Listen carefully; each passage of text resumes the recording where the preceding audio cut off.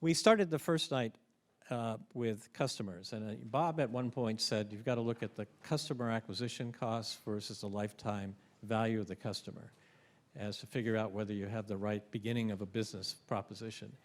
And then when we talked about business models, it was like, how are we going to deliver whatever the value is that we've created? And it can vary greatly in the amount of resources, including financial resources and people you need, depending on what model you do.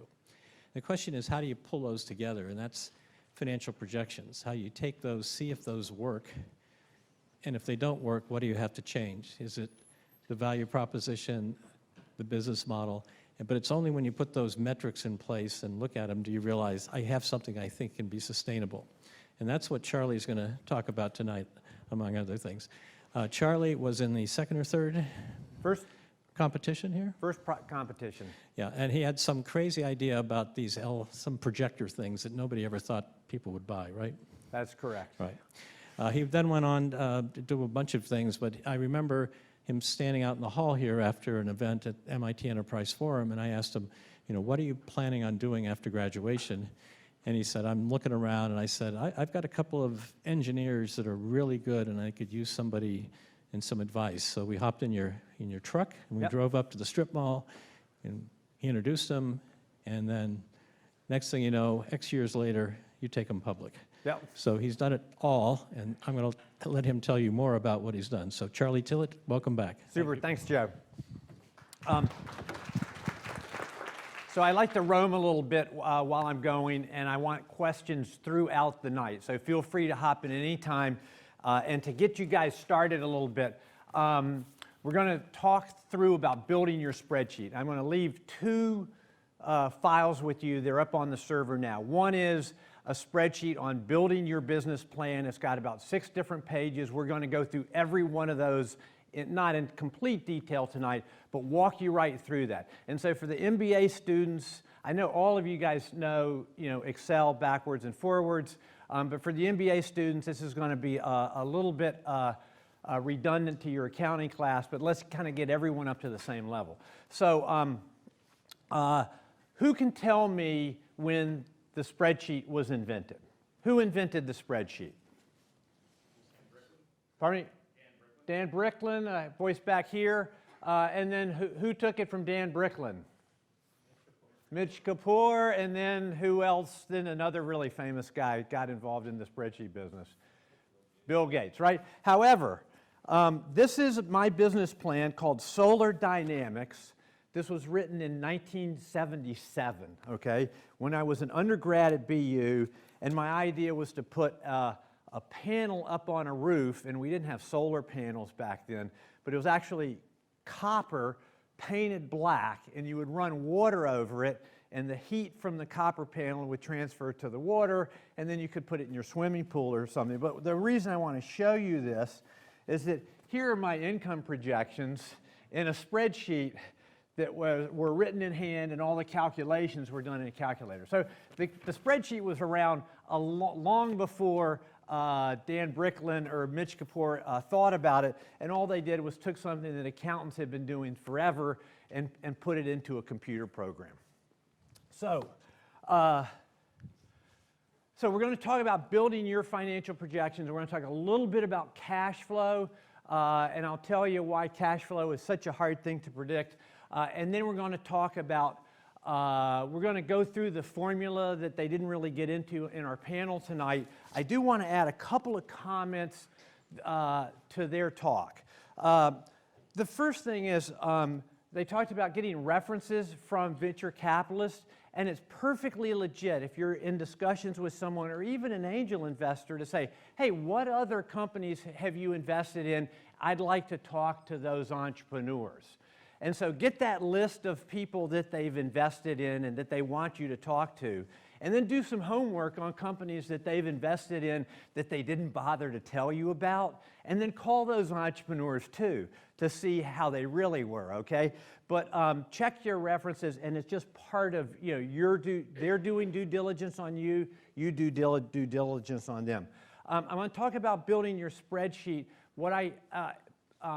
At the end of my presentation is my email. And I say to people, feel free to send me your spreadsheet if you want me to take a quick look at it. And people go, I can't believe you put your email up there. You must get inundated with this. And the reality is that I think most people feel that their spreadsheet's not perfect, and they're waiting until it's perfect in order to share it. And what you should really be doing is sharing it early so that you can catch those mistakes early, so you don't spend weeks or months making something that's got a fundamental flaw or has some error that you could correct early on in the process.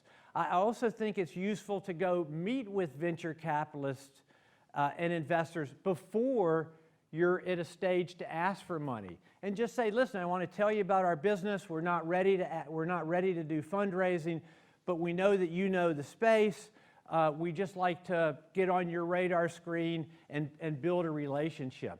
And then when you come back a year later looking for money with a fully baked plan, with hopefully some good and free advice that they've given you in that meeting, you've already established that rapport and a little bit of credibility, as long as you at least accomplish some of the things that you said you were going to do in that meeting. And then the last thing is, we heard a lot of bad stories about dealing with venture capitalists. I've dealt a lot with venture capitalists. Most of my experiences have been pretty good. They've provided capital, they've provided advice, they've helped the companies grow, they've given us good counsel about whether it was time to go public, whether it was time to sell the company.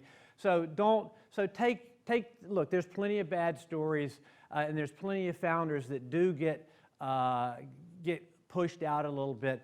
But when you look, below the covers, sometimes there was a good reason for the founder. Sometimes the founder is a great technologist, but maybe not a great CEO, and is kind of unwilling to recognize that those are two different roles in the company.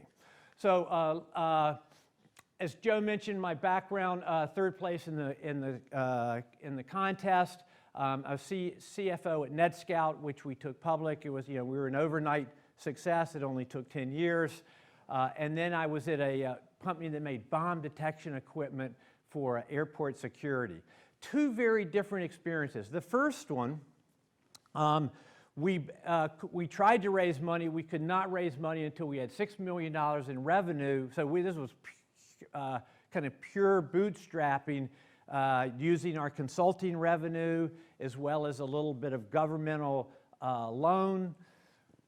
We got to $6 million in revenue, and we raised $5 million in venture capital and gave up 10% of the company. Why? Because we didn't need the money, right?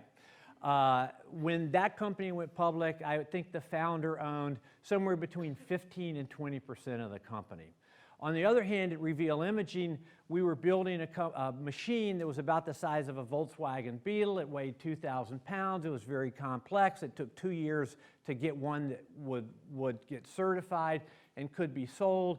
And we had we needed a lot of money to buy a lot of equipment, hire a lot of people, buy forklifts to move these things around, and buy a lot of extensive equipment. So I'll tell you about our fundraising there. It was early and often. By the time the company was sold, the founder there had, I want to say, somewhere between 5 and 10% of the company.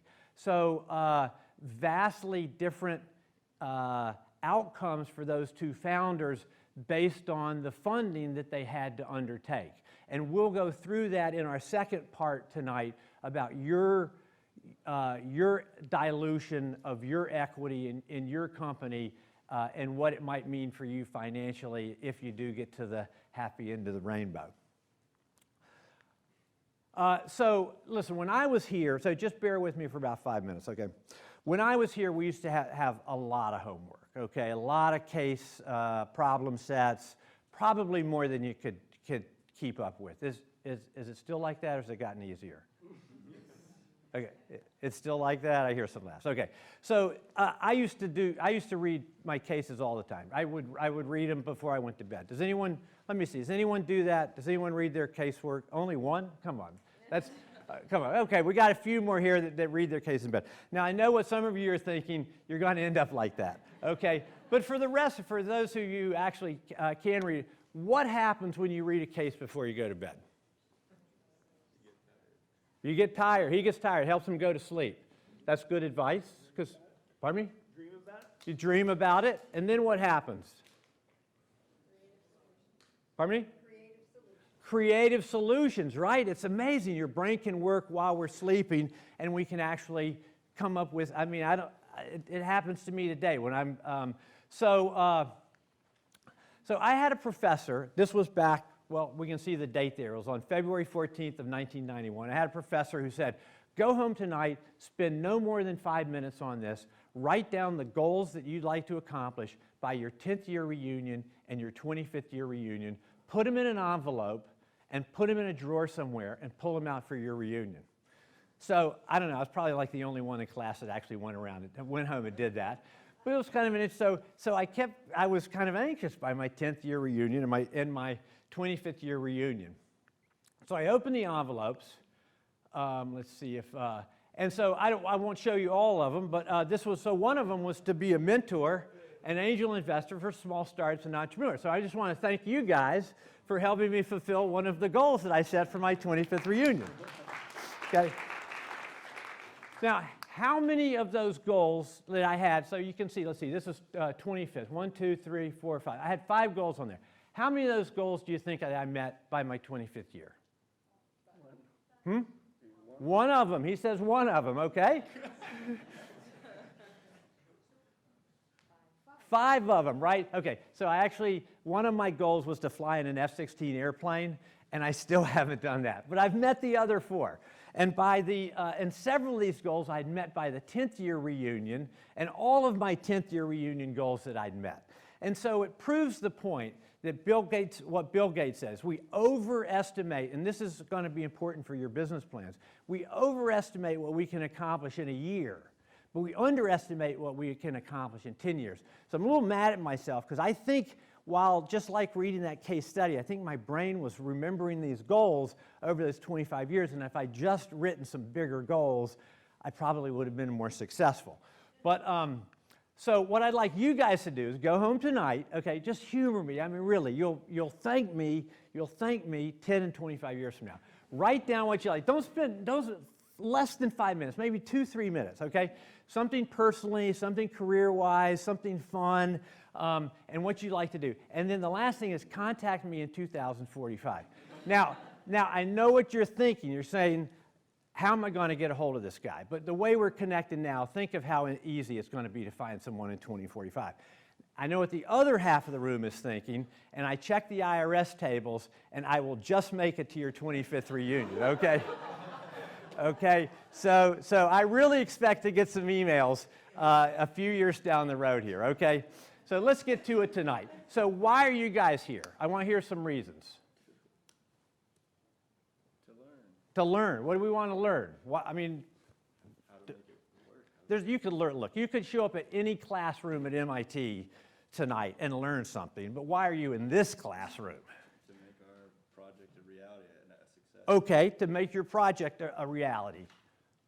Anyone else? Yeah, I've been in software for 10 years, but I'm looking for a co-founder as a technical. Okay, so looking to build a team. That's a great one. Any others? Okay. So yeah, so a lot of people are looking to start a business. I know there's a 100K contest that's getting ready to kick off. Maybe some of you are thinking about entering that. And when I'll tell you, I came in 3rd place. We won $300, okay? But I think it's a little bit more than that now. So that'd be great. So as CEO of your company, what is your #1 job? Execution, okay? Pardon me? Find money, okay. Well, you just kind of stole my punchline there. Everyone usually says it's the product, it's the team, get the customers, but it is money because cash is the oxygen. Because without the cash, you can't do all these other things, right? You can't hire people, you can't build a product. Okay, so your financial plan, the plan that I'm going to show you tonight, it's the roadmap for you to figure out how much money we need. Do we need $1 million? Do we need $5 million? Do we need $10 million? And when do we need it? Do we need it in 6 months? Do we need it in a year? Do we need it 3 years from now? And if we're going to do it in stages, what are the stages that we're going to do it in? And it's also the vehicle to get that money. So as soon as you go looking for money, the first thing they're going to ask you is, well, where's your business plan? So you have to show them something, and I'm going to show you how to build that, but it's got to be something that you believe in, because you've got to look someone in the eye and say, this is what we're going to do, and you've got to believe it, okay? So I'm going to help you build that model. And building that model will help you pull together all the things that you've already talked about in this class. What is our product? How much is it going to cost? Who are our customers? How much are they going to pay? How are we going to reach those customers? Are we going to have our own sales force? Are we going to do it through Facebook advertising? Are we going to go through distributors? So it brings all those assumptions that you've been thinking about and puts them on paper. And those assumptions are what you're really going, when people question your business plan, they're going to look at the numbers, but they're really going to ask you about the assumptions behind those numbers, okay? So, I mentioned, I mentioned that I was at Reveal Imaging, and we hit the deck running, and this will match back into that earlier panel that we had. We left the kickoff. There was a meeting of 10 of us in a borrowed conference room with a whiteboard, and our chief technical officer, drew the design for the product up.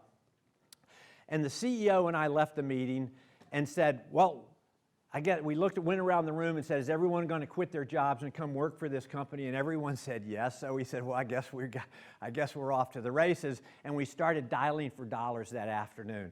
And we started calling friends and family to raise an angel round, and we raised $1 million within 90 days. And at the same time, we started calling venture funds, because we knew that process would take about 6 months, and it did. And we raised $10 million in 2 $5 million tranches. So the secret to raising money from friends and family is having the right friends and family. So when I was at NetScout, I was a poor, recently graduated MBA. I didn't have any friends that could invest in this kind of thing, and I didn't have any reputation in town, and I didn't know anyone. I didn't have any stature to go out and raise money from people. By the time I'd been successful with an IPO, my founder the CEO had success. It was a different matter. We got to $1 million and we cut it off. We could have raised more money than that, but we didn't want to. So I will say, raising angel money from friends and family, it's either going to be hard for you or it's going to be easy for you, but don't fight it, because once you've contacted all the people you know, at that point, if you're talking to strangers, it's a different kind of animal. As I said, we raised 2 rounds of financing. Our first round was $10 million, but it was in 2 tranches. The first $5 million was right there. First day, we got the $5 million. The second $5 million was at a higher valuation, pre-negotiated valuation, but it was dependent on us getting our machine certified by the Transportation Security Administration. And that was a green light, that was a bright line test. It was either certified or it wasn't certified. And if we didn't get certified, then they didn't give us the money. So in between there, we took out a $500,000 equipment line from a bank to fund some of the equipment that we were buying. Now, our investors said, look, you just took $5 million from us. What do you care about this little $500,000 investment, credit line from the bank? I said, well, let me just, you humor me. I'm just going to do it. It's the interest rate is cheap. I'll do it. Well, when we missed our deadline and couldn't get our machine certified and started running out of money, that $500,000 gave us an extra 3 or 4 months to get there. We still didn't get there, and we had to borrow $1 million from our venture guys at the old valuation to get us to certification, so that we could raise really the other. That was really $4 million there, because they loaned us $1 million there. at the new valuation. So we eventually got there. But my point is that I was thinking, if you notice, every year we had 2 to 3 fundraising activities. I was always thinking about the next fundraising as soon as we completed a round, some sort of fundraising, or sometimes before. So before before this Series A2 was completed, I was already queuing up these guys with the venture debt to loan us $4 million, because you can get that money you can get when you have money, but when you've run out of money, it's very hard to get. So let's talk about the income statement. It starts with the sales line, sales, income, or revenue. It's all the same. And so in this case, it's $50 million. And then all of these percentages are divided by the revenue line. So revenue is always 100%. And then you have your cost of goods sold. That's the variable cost if you're building a hardware product, or if you're shipping disks out, if you're doing something over the web, it's the cost of your web server. If you have technical support to help people sign in, it's the cost of that. So anything related to delivering your product is the cost of goods sold. And then you subtract those two and you get your gross profit. In this case, it's $30 million or 60%. And I like to say a happy bottom line, which is the operating profit, starts at the gross profit line. I've worked in companies, again, these are all going to be on the web, so don't feel like you have to snapshot everything, but feel free to go ahead. It's not a problem. So I've worked in companies that have an 80% gross margin and companies that have a 50% gross margin. Let me tell you, it's a lot harder to make money if you start with 50%, right? So, in the bomb detection business, I mean, we were building there was a lot of equipment that went in there, multiple computers, conveyor belts that weighed a ton. It just was going to cost us 50% there, no way around that. So we had to learn how to live with that. Whereas the NetScout was in the data network monitoring and performance business, we were selling computers, but at a very high margin. And so you had much more flexibility, and that's money that you could spend on sales and marketing and still have a great operating profit. So then we break down kind of the traditional departments would be sales and marketing, research and development, general and administrative, gives you your total expenses. Subtract that out, that gives you operating profit or earnings before interest, taxes, depreciation, and amortization, EBITDA, okay? And so you don't need to, so we'll talk a little bit about taxes and depreciation later. So that gives you your operating profit at 15%. For an early stage company, that would be fantastic, okay? And we'll talk about what this should look like. We said that, when you think about your business model and your income statement, think about what your business is going to look like once it has reached critical mass. And by that I mean maybe there's some volume discounts, some economies of scale if you get to certain volumes. Maybe there's some advantage to being geographically in a bigger region, right? So if you're just in Boston and you have to advertise on TV, well, you're covering a lot of area that you don't get any benefit from. But once you have, let's say you're a franchise Domino's, right? Let's say you're all over New England. Well, now you can advertise in New England, and you can get that advertising can be much more effective.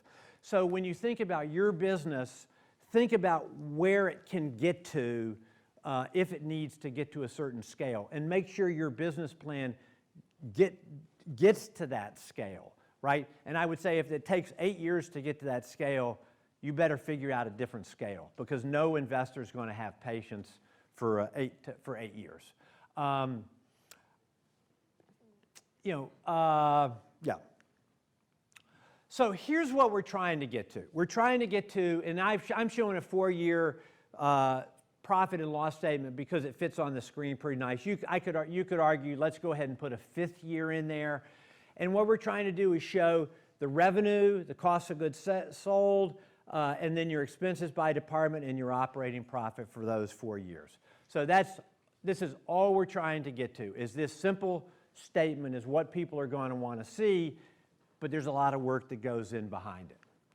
So when I get, as I mentioned, I get sent a lot of business plans. And the first thing that I do, I looked at one, I couldn't sleep last night. I woke up about 3 in the morning. Someone had sent me a plan last week, so I had enough time to look at it today.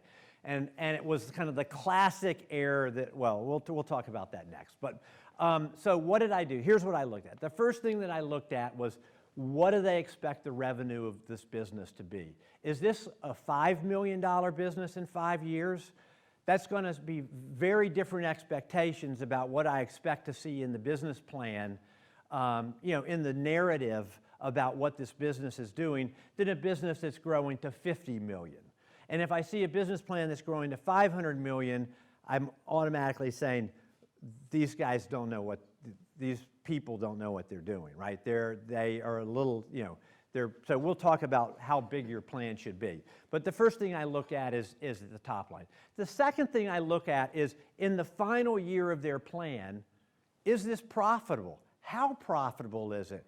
Is it profitable because they have a high gross margin? Is it profitable because they are skimping on R&D spending? Or maybe it's, or maybe it makes a lot of sense what they're doing.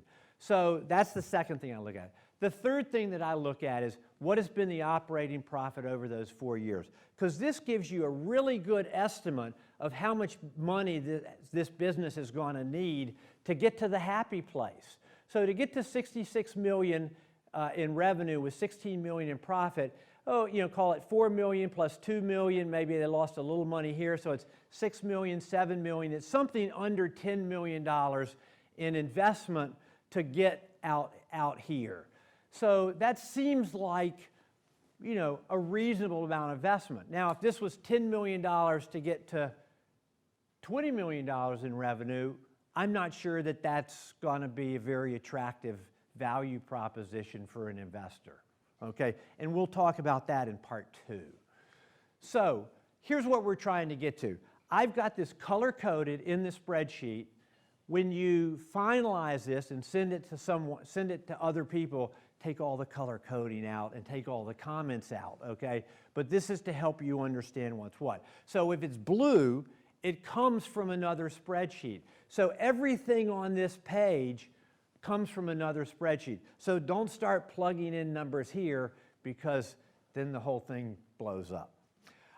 If it's red, it's input, so it's fat-fingered in, right? And so there's going to be places where you have to do that.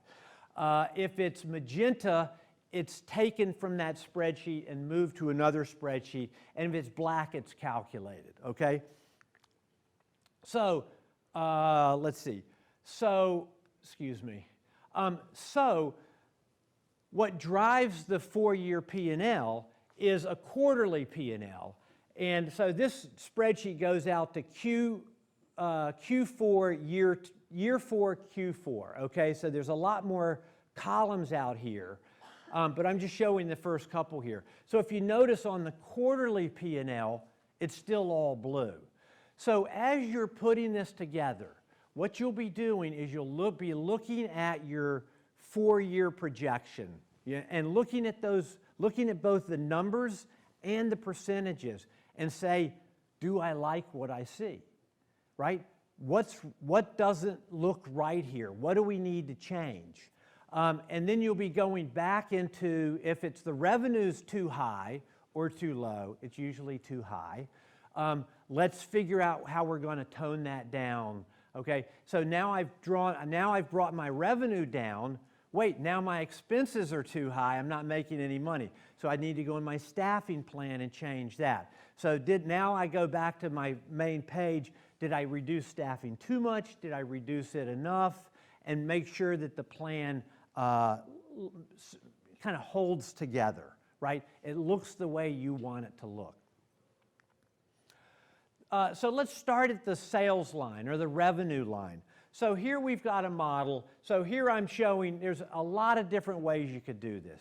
You could do this with a sales funnel that shows how many visits you have to your web page. And then how many people click through to the second page on your web page, and then how many go to the shopping cart, and then how many go to from the cart actually pay.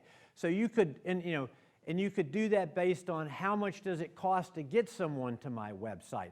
So there's a lot of different ways you can do this. I'm doing this based on some type of hardware product, just because I think it's easier to understand. There's a lot of different ways you could do this.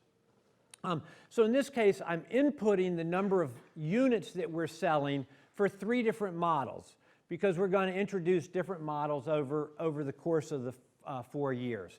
I'm inputting the sales price that we're getting for those models and just fat figuring those in. And then as you can see, the formulas get calculated, and then that gets forwarded over to my quarterly P&L.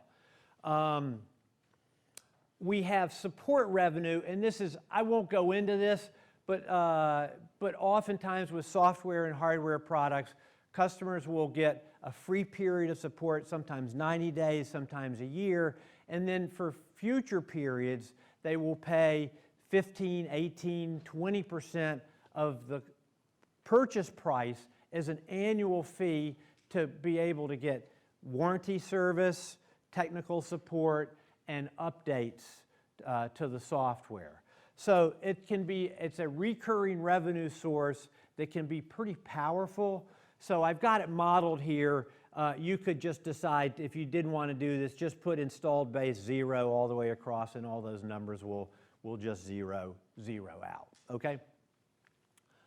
The next page is calculating your cost of goods sold. And again, I've made this a little more complex than I think you'll need to do it, but better to make it more complex and let you simplify it than the other way around, right? So what we've got here is I've copied the sales plan from the prior page, just so as I work on this spreadsheet, I know kind of what the numbers are looking like, right? So if I know I'm getting some volume discounts and I'm going to plug those in here on my variable cost, well, do we have those volume discount? Where do we reach that 1,000 per quarter, and I can reduce the price, right? So this is just for informational purposes as you're filling in these numbers here. So in this case, we've got the staffing plan because we've got some employees that are building the product. We've got variable cost here, and then it's just the math of multiplying the variable cost times the number of units and multiplying the staff. We'll talk a little bit about calculating salaries and benefits on the staffing plan, but this is a little bit of a separate staffing plan spreadsheet here. So let's talk about the staffing plan. And I hope to convince you that staffing, you're going to spend, when you look at your expenses, you're going to spend most of your time here, because staffing is going to be 2/3 of your expenses.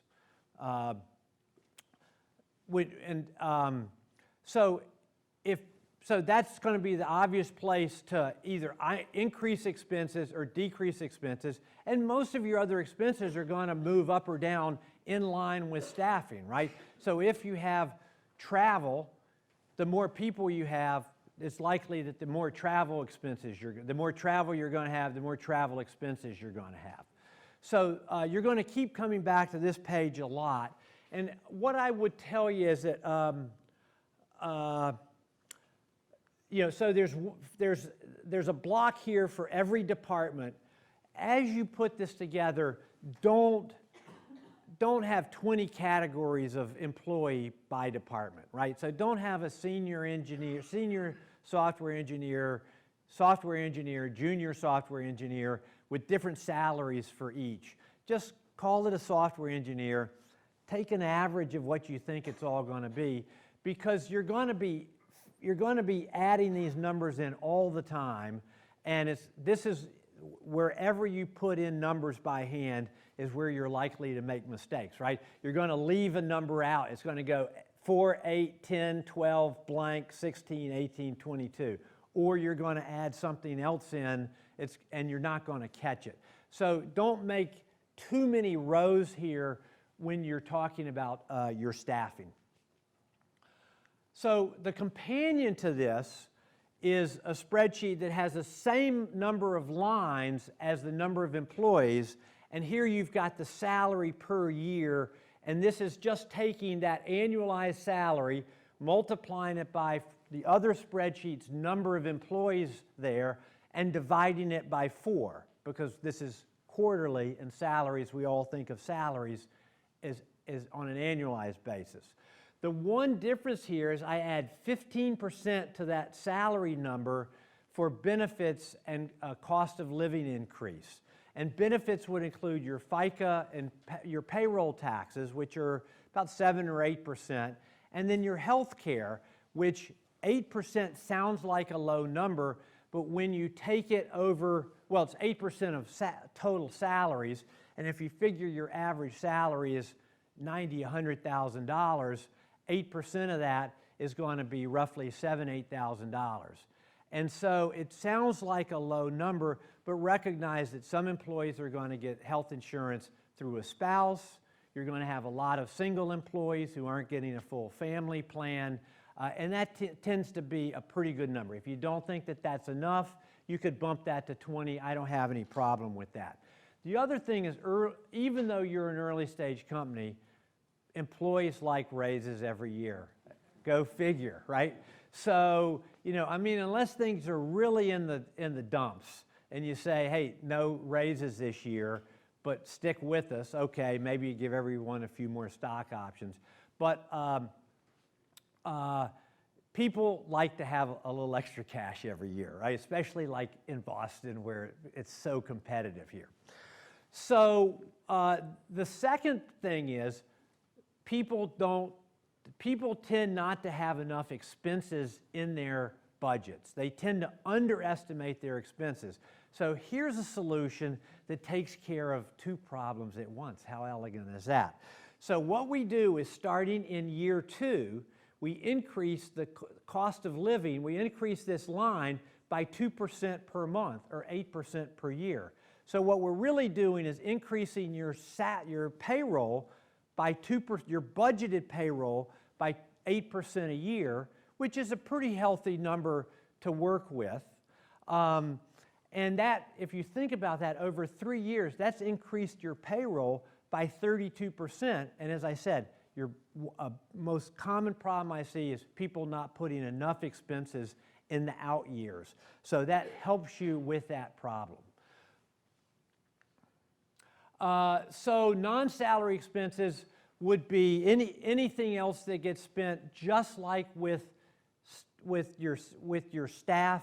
Don't add too many rows here, but you know, add enough to explain what you're doing. I don't have enough here. This is just, you know, illustrating, but you could add, you know, a handful more here. But again, don't make 20 rows. It makes it way too complicated. Just smush stuff together as much as you can. The other thing is, as I mentioned, anytime you're fat fingering things in, you're likely to make mistakes. So use a formula wherever you can. Here's a great example. Technical supplies, I've budgeted per person per month $2,000 for every person in the engineering staff. Now you look at that and you say, that's $24,000 a year. How can they spend that? And really, everyone in the engineering department is going to spend that much.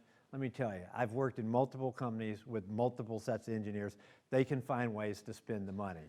So the beauty of this is, if you say, well, it just seems like too much money to me, plug in $1,500 once, and boom, it's changed everywhere in your formula. Or plug in 1,000, okay? Or, you know, I wouldn't go over 2,000. Now you're really, you know, gilding the lily. But so that's an example of using formulas. And I don't think that there's anything else on this one that's really meaningful. Again, here we're using another formula. Here we're using a formula that's a percentage, and that's the commission as a percentage of revenue. Here's another one, per person per month. Just do that wherever you can. And then what that does is it all comes back and brings us to our quarterly P&L, and then brings us to our annual P&L.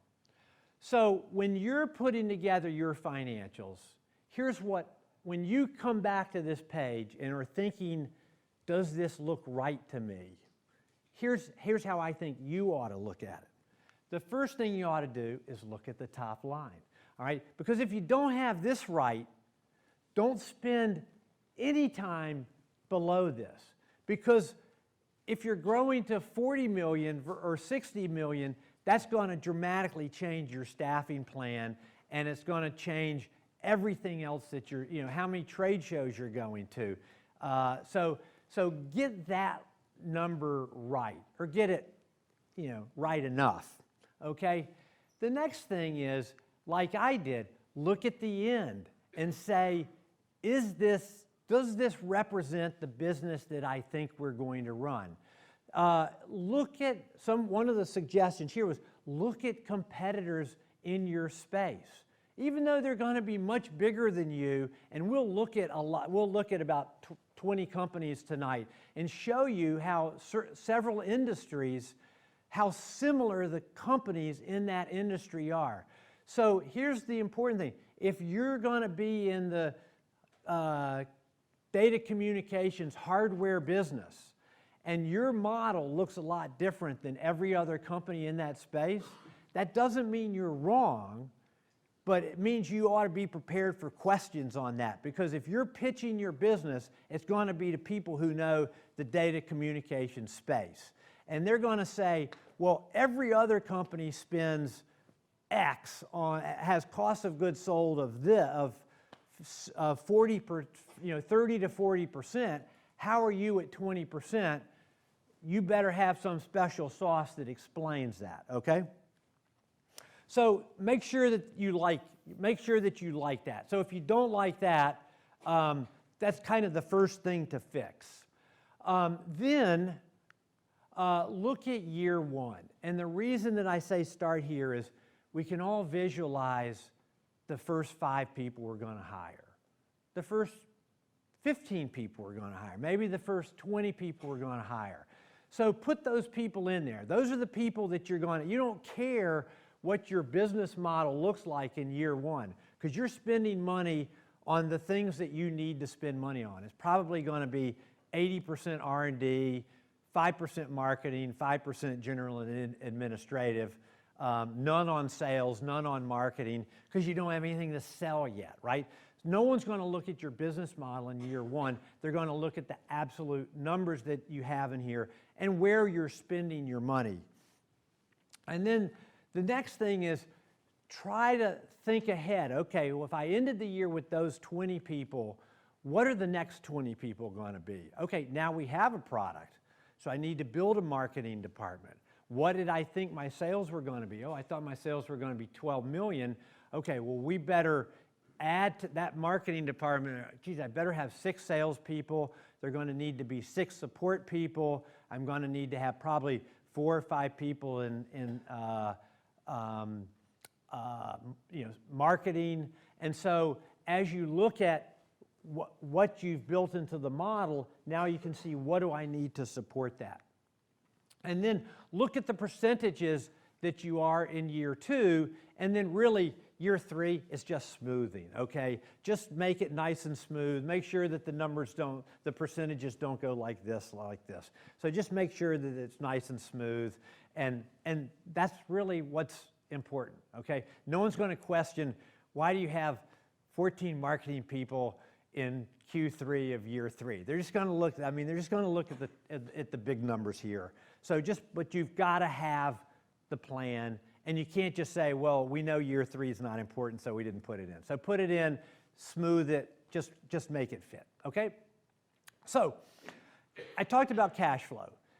The cash flow is the most difficult component of any finance plan.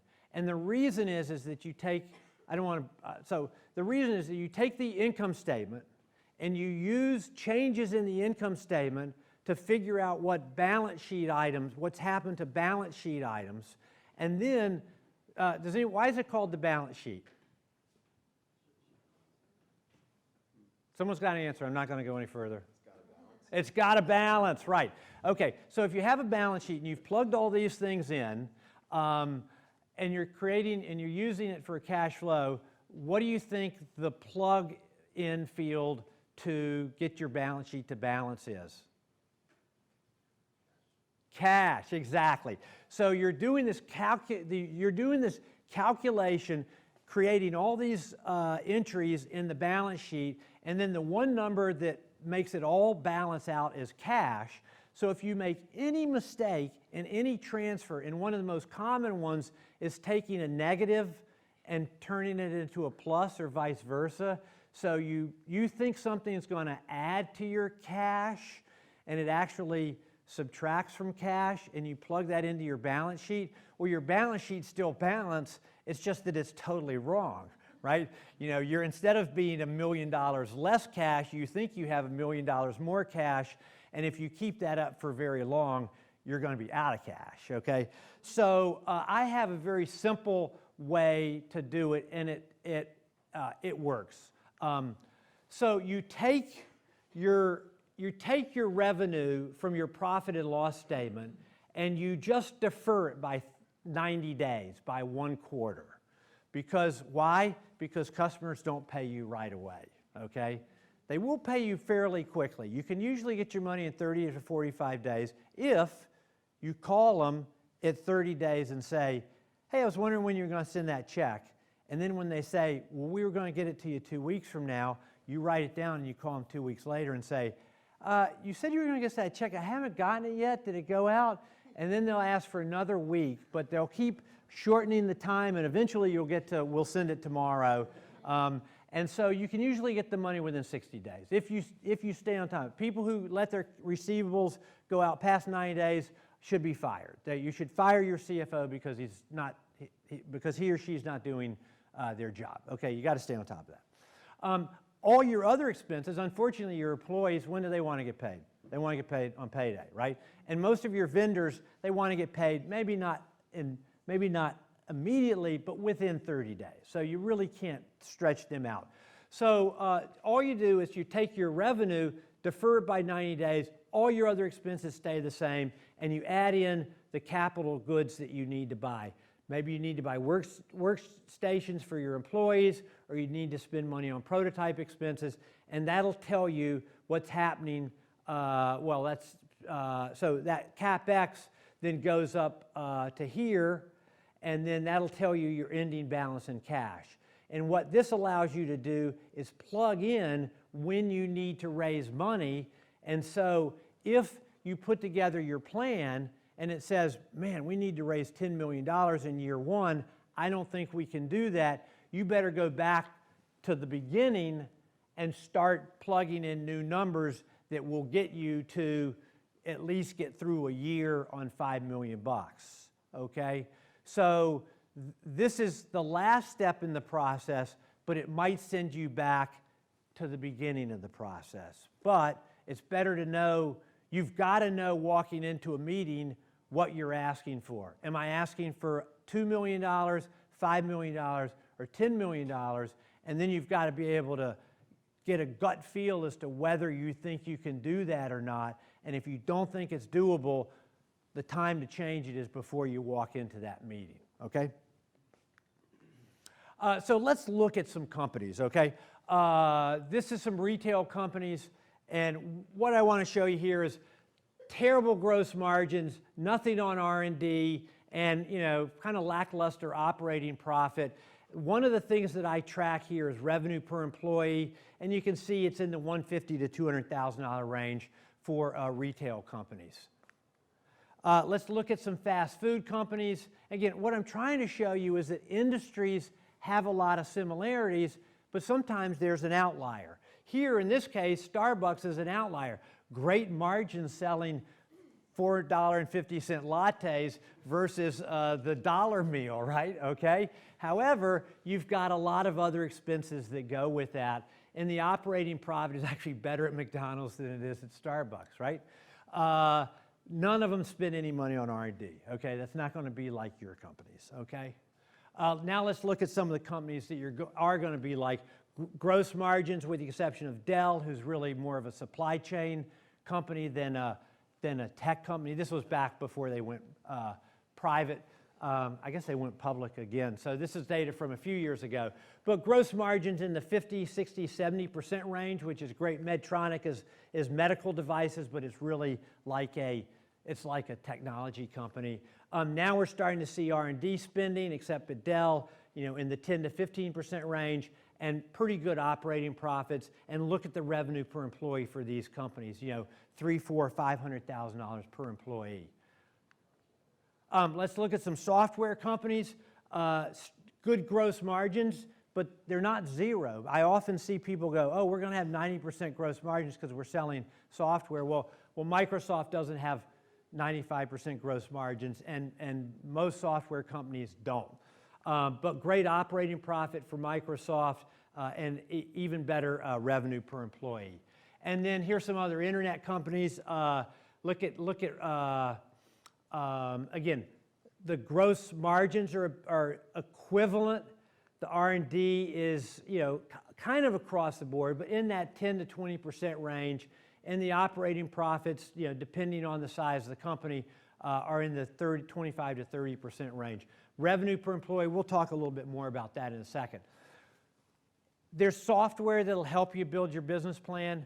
Don't do it. I had someone the other day say, God, I want to hire a CFO to help us build our business plan. Would you be interested? I said, you got to take ownership of it. I'll coach you, but you got to take ownership of it. You've got to own the details that are in here. You've got to understand what's going on. So don't delegate it.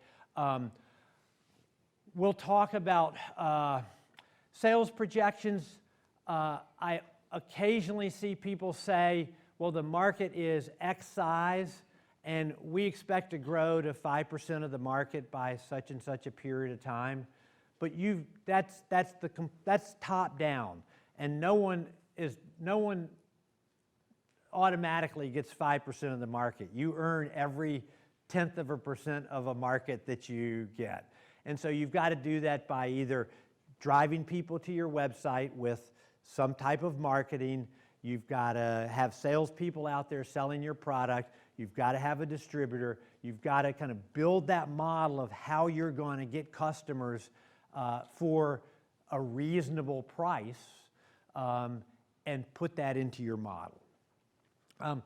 And there's spreadsheet overload. No one even wants to see all the spreadsheets that you're calculating for this, much less 3 versions of this, right? A best case version, a worst case version, So just take your best guess at it, and that's what you present people. And if you think it's too conservative, then jack it up. If you think it's not aggressive enough, if it's too aggressive, tone it down. But just one version of your software.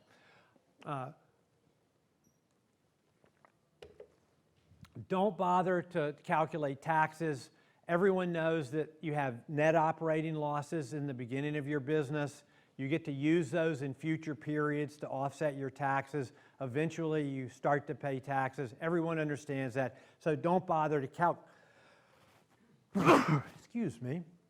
Don't bother to calculate taxes in your spreadsheet. You can, for sophisticated companies, your accountants, when you finally have an accountant, will start to say, well, wait a second, you have a human resource department that's used by all the other departments, so you've got to allocate some human resources to engineering, and you've got to allocate some human resources to sales and marketing, and to maybe your manufacturing group. But it doesn't change the numbers, because it just takes a number and spreads it around. That's way too complicated for where we are here, and adds no value, because at the end of the day, we're looking at the revenue line, we're looking at the operating profit line, and what happens in between there, especially at the margin, is noise.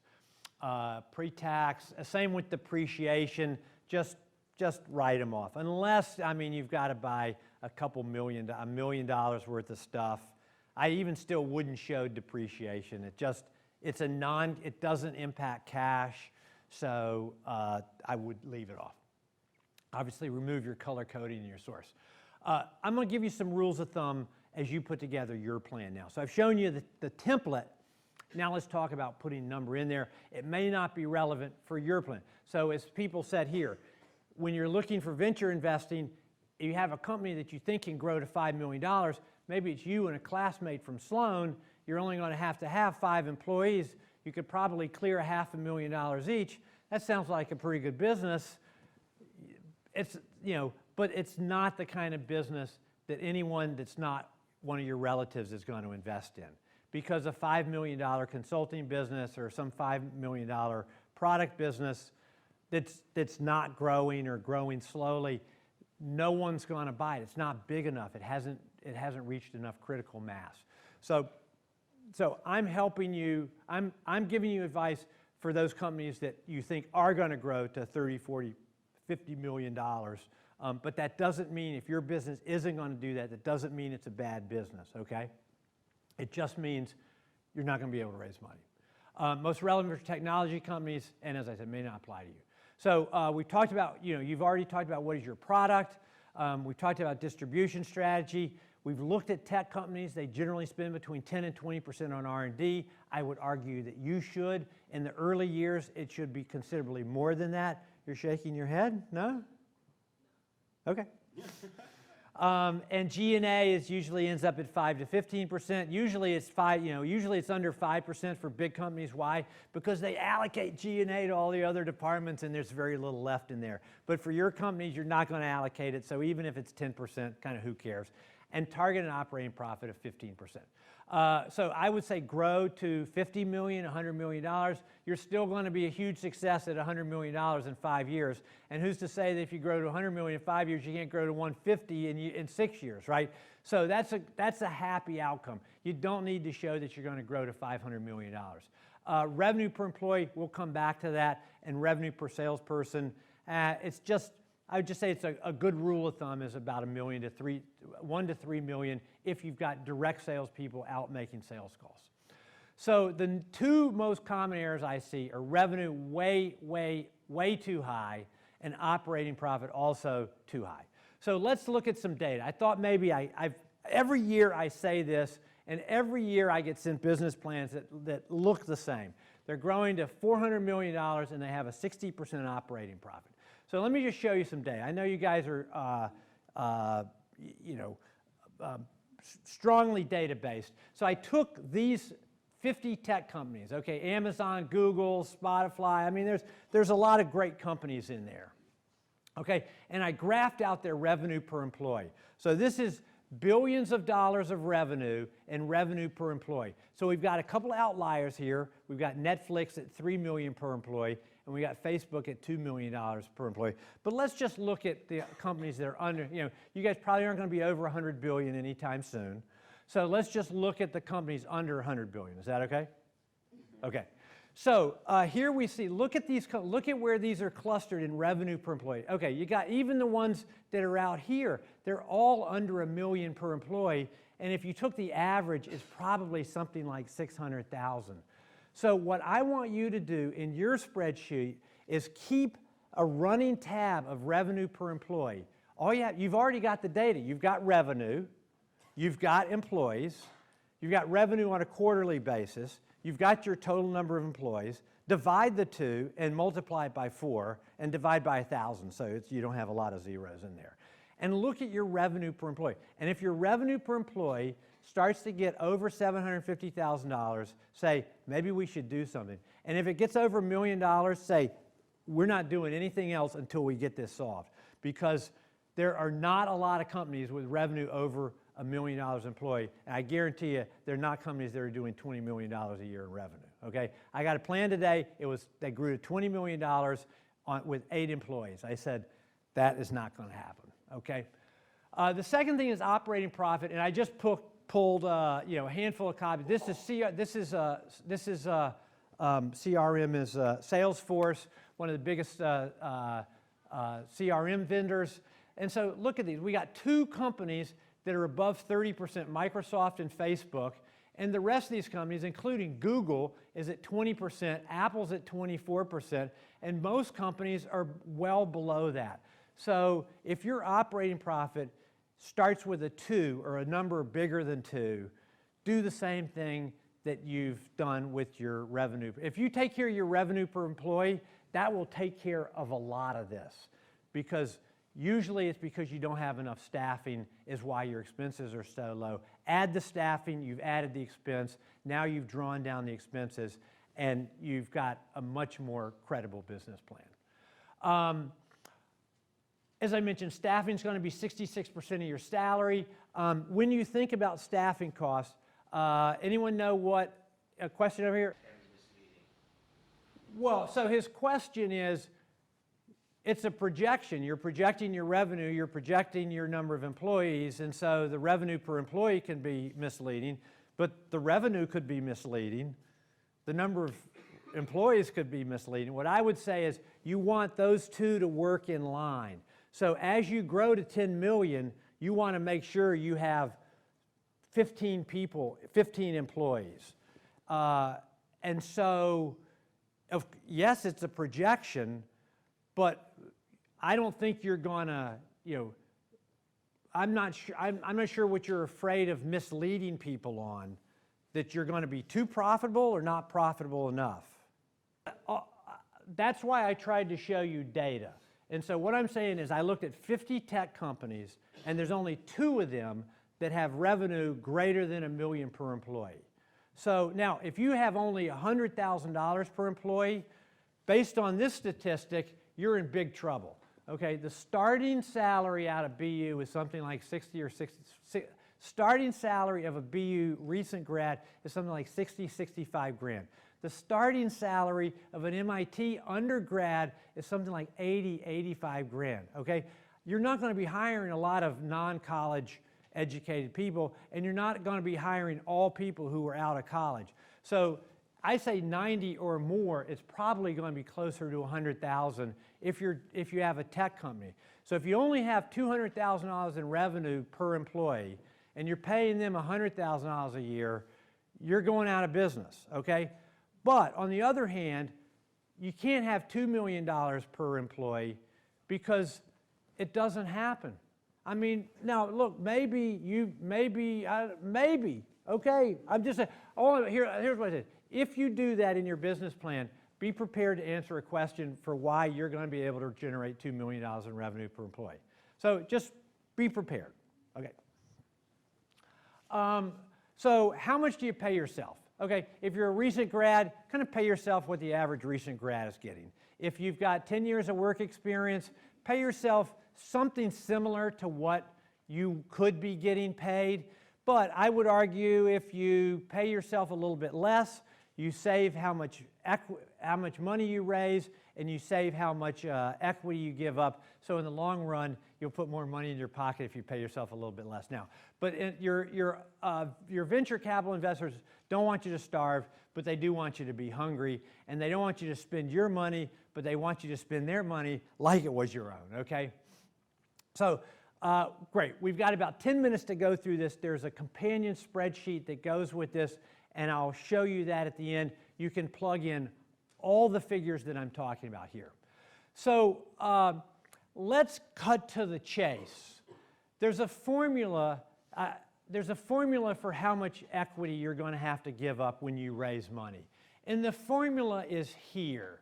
It's the venture capital percentage is the amount invested divided by the pre-money valuation plus the amount invested. Now that doesn't give you the answer for how much equity you're going to have to give up, but it tells you how the discussion will be framed when you talk to investors. So you need to learn this lingo, and you need to be able to do the math back and forth because they will, okay? And so you need to speak their language because it impacts how much equity, that's the equity they're getting, but the way you should think about it, that's the equity you're giving up, okay? So let's go through an example here. Here's an example, a $4 million investment on a $6 million pre-money is 4 divided by 6 plus 4 is equal to 4 divided by 10 is 40%. So you're raising you go out to raise $4 million, and they say, hey, we'll give you a $6 million pre-money valuation. What they're really doing is getting 40% of your company, okay? Now let's say you do 2 investment rounds. The first round we just taught is, so in this case we're going to say 5 million on a 5 million pre. That would be 5 divided by 5 plus 5, 50%. And then there's a next round that's 10 million on a 15 million pre. So 10 divided by 15 plus 10 is 40%. But the important, so you would look at this and say, well, wait a second, I'm giving up 50% of my company, and then I'm giving up 40% of my company. I've only got 90% left. Just one second.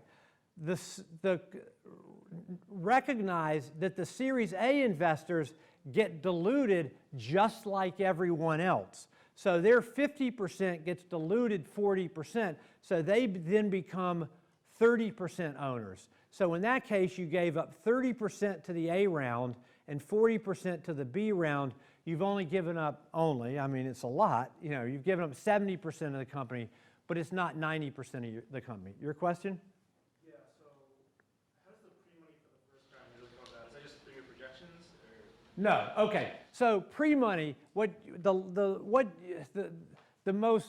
biggest waste of your time, okay, and I know, as we know, we're all reading cases before we go to bed, so we don't have a lot of extra time, okay?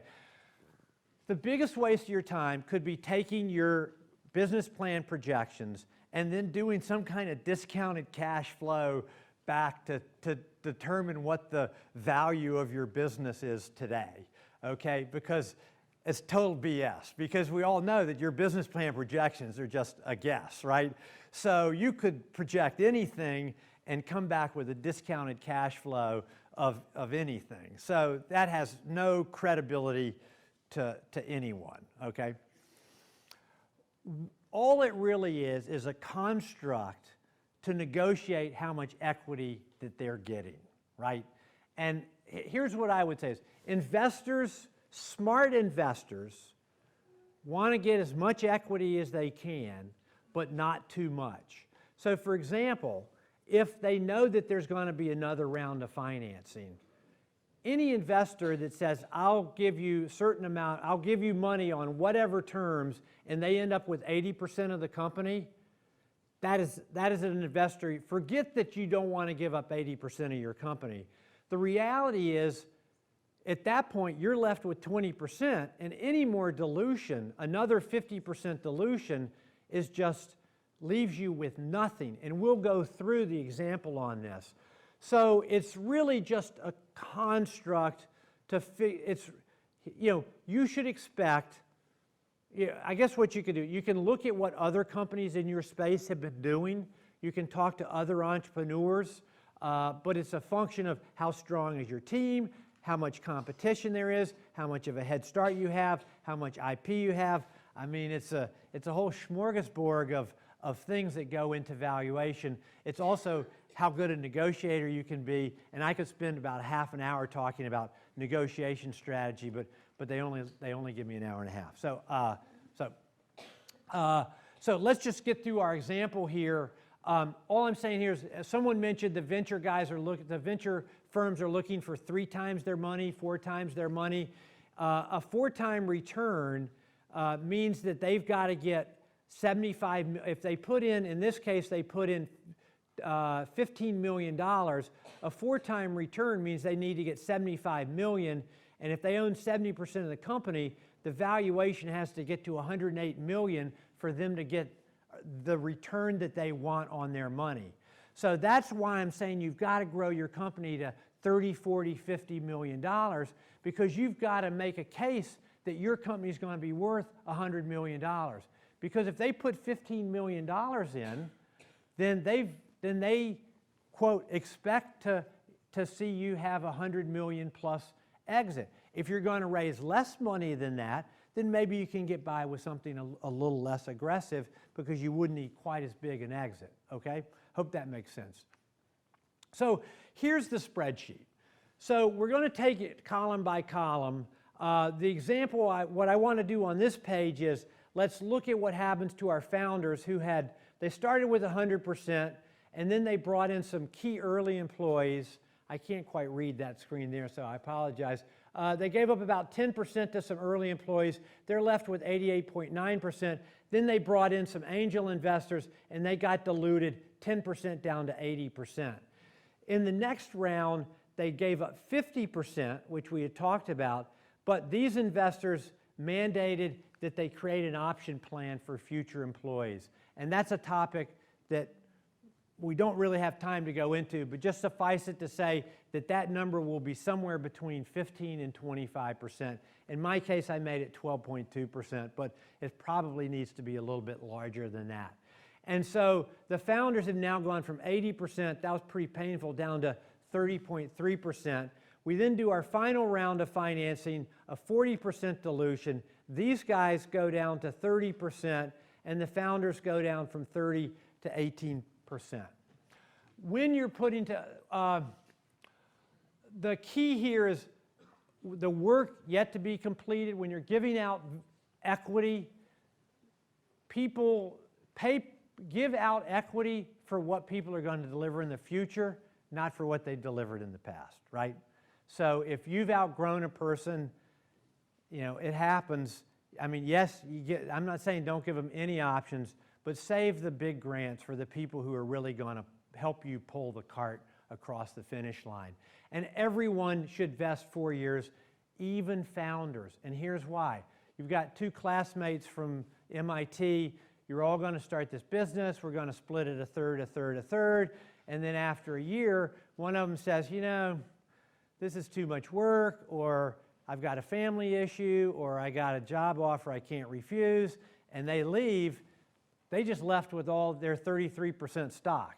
And the 2 of you are sitting there working 60, 80 hours a week, and this person's now getting paid $125,000 a year, and you're not getting, you know, and still has the equity. Whereas if they vested over 4 years, they would still get 7.5% or whatever, you know, they get 8% of their 33, but they wouldn't walk away with the full 33. So it really protects you to have everyone invested. Now, let's say you are together for 3, 4 years, and or say you're together for 2 years and you raise some venture money. In that case, if everyone really seems committed to the team, I'm less adamant about that. But at the get-go, I think it really will protect everyone. When you bring in outside employees, these are the percentages that, you know, are kind of ballpark. Early founding management might get 2 to 3 times these numbers, maybe more.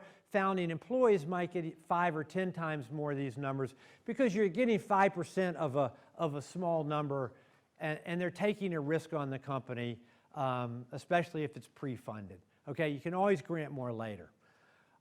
So let's, as I said, when I'm looking at my 5-year projections, I start at I have 4-year projections, I start at year 4 and make sure that I'm happy there, and then I start fine-tuning 1, 2, and 3. If I'm not happy at the end, you know, where you make the changes is at the beginning. So what I like to do is when I put together the spreadsheet, come out here and see after 3 rounds of financing, after you've built an option plan, am I happy with how we've split equity between the founding management team? Is it 50, 25, 25? Does that feel like a good split? Now tell yourself, let's say we sold our company for $100 million and you're the CEO. Are you happy that you got $9 million and these other 2 employees each got 4.5? Or does that feel like, I don't think this person, they're a VP of sales, I don't really think they're going to be able to lead that sales organization when we get to $50 million. They're going to be replaced, right? So the time to make, if you don't like these numbers here, the time to make that, the only time to negotiate that is up front. And that can be a painful decision, and it might lead to someone leaving the team. But you can't, once you're set here, you can't change the outcome here, because the rest of this just kind of rolls on its own. So let's start at the beginning. You work on how your founders are splitting their equity. The next stage is where are we going to give money to early employees, maybe some board members. The next stage is, our angel investment, 500 at a 4.5 pre. I don't know, you could probably get away with that. It all depends on your friends and family, right? And then your next two rounds are really it's just math here. You're just plugging in, and let me just quick go to the spreadsheet that I'm going to leave you with. Everything in yellow you can plug in. And this option pool, what it'll do is it'll make this option pool equal to this. So as you set these numbers, it'll then create this slop category that'll get it to the whatever percentage you think it's going to be. I wouldn't put it below 15% because it's going to be 15% or more, okay? This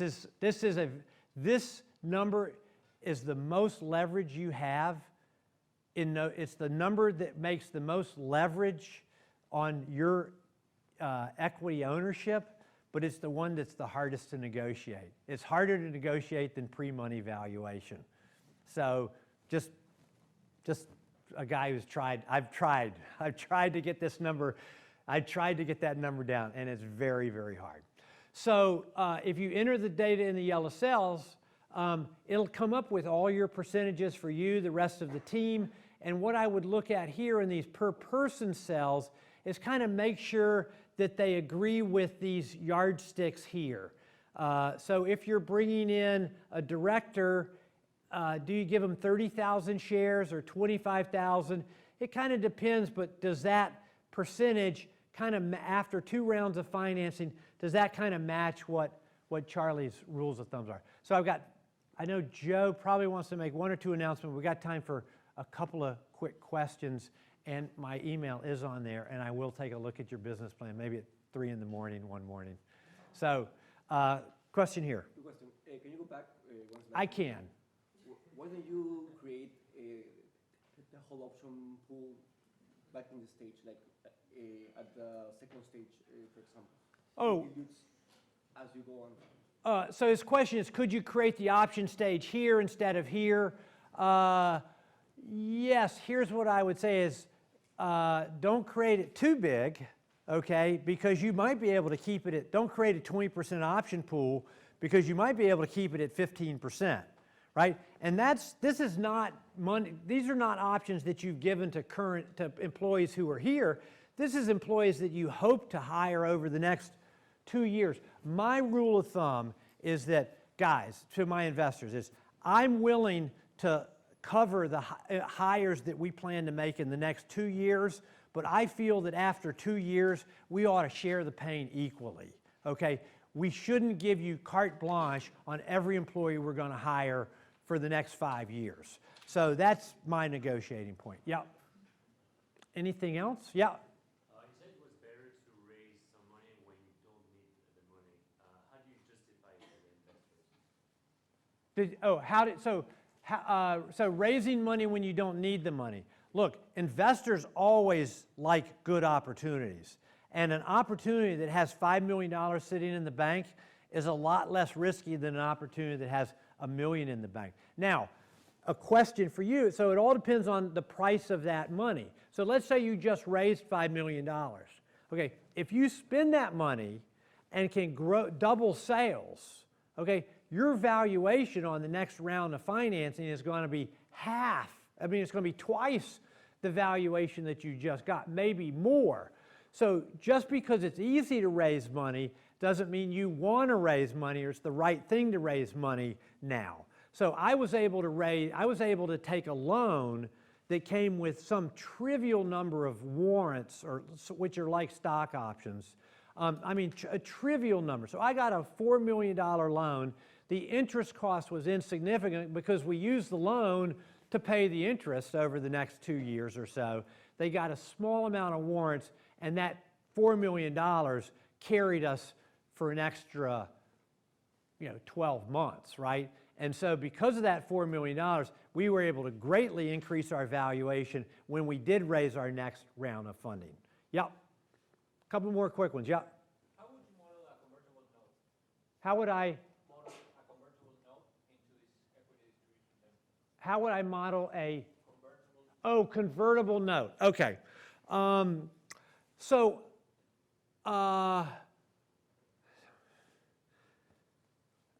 I guess I would treat a convertible note as usually a convertible note. So a convertible note is a loan that converts into equity at some discount to the next round of financing. And it usually has a cap. Okay, so no more than $5 million, but 20% discount to your next round of financing. I think I'd use the cap.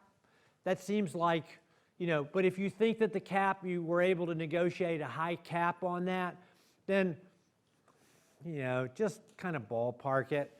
You know, this is for, you don't need to show this to anyone. This is for internal consumption. I also have a spreadsheet. I just am putting one together on safe notes and how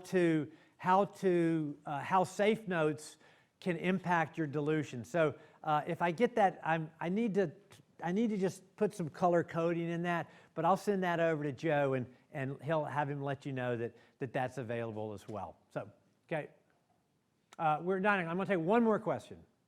Going once, going twice. Joe is up here. Everyone's itching to go. Thank you very much.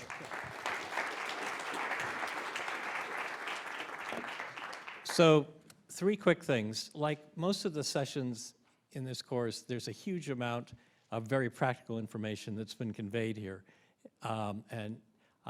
It's just amazing what Charlie has done. Second, this spreadsheet has been used all over the world. I was in Istanbul 6 years ago on a State Department mentoring thing for a competition, and I was looking at this team and questioning their numbers, and they pulled up the spreadsheet. And I said, where did you get this?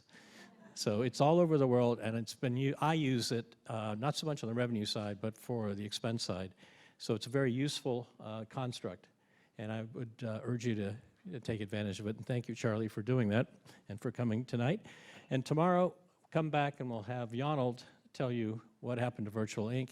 He'll amplify on some of the things around the equity because he'll give the actual example of a real company. So thank you very much, and we'll see you tomorrow.